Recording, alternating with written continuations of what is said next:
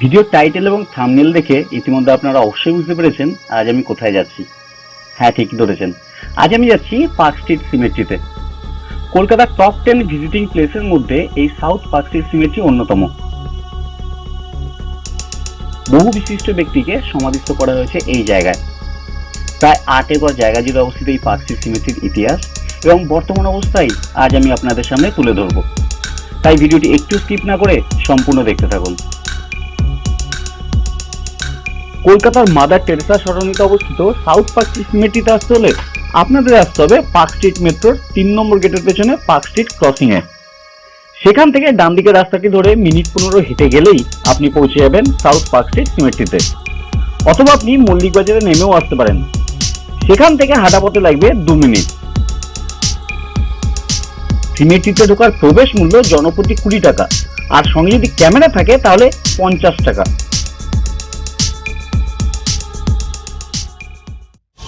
আমি এখন রয়েছি পার্ক স্ট্রিট সিমেট্রিতে। এখানে আসার সাথে সাথেই বাইরে টিপটিপ করে বৃষ্টি শুরু হয়ে গেছে। আর সত্যি কথা বলতে কি, বৃষ্টির সাথে সাথে পরিবেশটাও আমূল পরিবর্তন হয়ে গেছে। গা ছমছমে একটা পরিবেশ তৈরি করেছে। না, অবশ্যই আমি আপনাদের কোনো ভৌতিক অভিজ্ঞতা শেয়ার করতে আসিনি। আমি এসেছি এই জায়গাটা ইতিহাসটা আপনাদের বলার। চলুন, অনেক কিছুই দেখার বাকি আছে, আমরা আস্তে আস্তে ভেতরে যাই। পার্ক স্ট্রিট সিমেট্রি হলো বিশ্বের প্রাচীনতম নন চার্চ সিমেট্রিগুলির একটি। 19 শতাব্দীতে সম্ভবত এটিই ছিল ইউরোপ ও আমেরিকার বাইরে বিশ্বের বৃহত্তম খ্রিস্টান সিমেট্রি।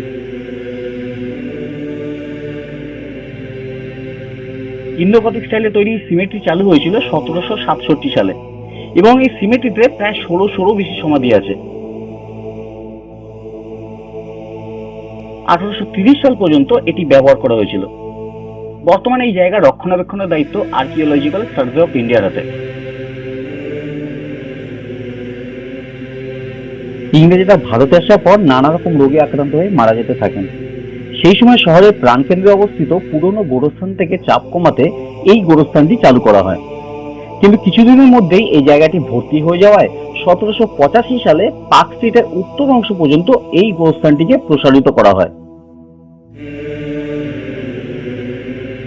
1790 সাল থেকে ইংরেজরা আর এই সিমেট্রিটি খুব একটা ব্যবহার করতো না। 1840 সালে লোয়ার সার্কুলার রোডে আরো বড় একটি সিমেট্রি খোলা হয়, যা নর্থ পার্ক স্ট্রিট সিমেট্রি নামে পরিচিত।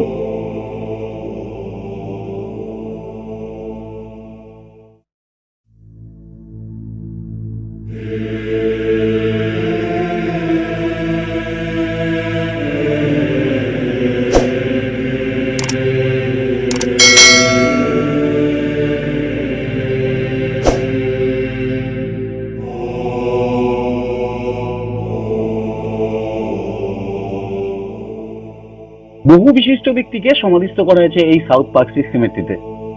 তার মধ্যে অন্যতম হলেন Henry Luis Vivian Derozio. Hindu কলেজের এই তরুণ প্রতিভাবান শিক্ষক মাত্র 22 বছর বয়সে কলেরায় মারা যান।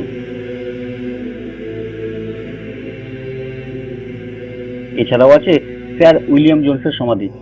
তিনি ছিলেন এশিয়াটিক সোসাইটির প্রতিষ্ঠাতা। স্যার উইলিয়াম জোনসের সমাধিটি হলো এই সিমেট্রির সবচেয়ে উচ্চতম সমাধি। এই সিমেট্রিতেই রয়েছে বিখ্যাত লেখক চার্লস ডিকেন্সের ছেলে ওয়াল্টার লেন্ডার ডিকেন্সের সমাধি। রয়েছে চার্লস হিন্দু স্টুয়ার্টের সমাধি, যিনি ভারতীয় সংস্কৃতির দ্বারা অনুপ্রাণিত হয়ে একটি বই লিখেছিলেন। এছাড়াও রয়েছে রোজ এলমারের সমাধি। তিনি আনারস খেতে খুব পছন্দ করতেন, সেই জন্য তার সমাধিটি আনারসের ভিতরের অংশের আদলে তৈরি। অনেকে বলেন এই অত্যাধিক আনারস খাওয়াই নাকি তার মৃত্যুর কারণ হয়েছিল। এই সিমেট্রির সবচেয়ে পুরনো সমাধিটি হলো মিসেস সেরা পিয়ারসনের, যাকে 1768 সালে সমাধিস্থ করা হয়। আপনারা জানলে অবাক হবেন যে 1984 সালে একটি সুপরিচিত ব্যবসায়ী পরিবার এই গোরস্থানটিকে ভেঙে একটি শিল্পকেন্দ্রে পরিণত করতে চেয়েছিলেন এবং সেই উদ্দেশ্যে গোরস্থান ভাঙার কাজও শুরু করে দিয়েছিলেন, যার ফলে এই সিমেট্রির বহু ক্ষতি হয়।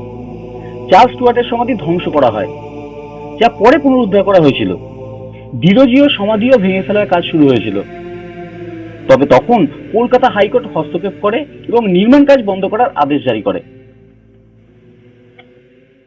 দেখতে পাচ্ছেন কত বছরের পুরনো ইতিহাস।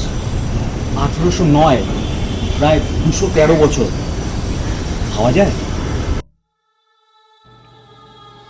অনেকেই এই জায়গা সম্পর্কে নানা ভৌতিক গল্প শেয়ার করে থাকেন। এটা নাকি কলকাতার মোস্ট হন্টেড প্লেস।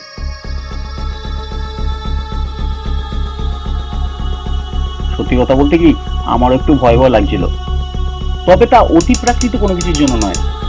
বৃষ্টিতে শ্যাওলা মাখা রাস্তায় পা পিছলে যাওয়ার ভয়।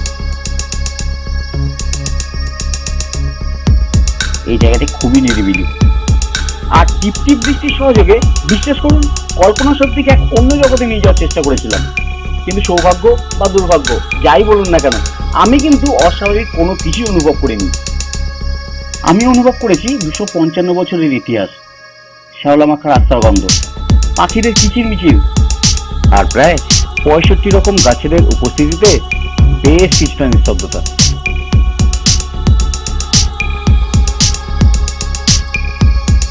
ভিডিওটি ভালো লাগলে লাইক, কমেন্ট এবং শেয়ার করবেন, আর এইভাবেই সাবস্ক্রাইব করে আমাদের পাশে থাকবেন। ধন্যবাদ।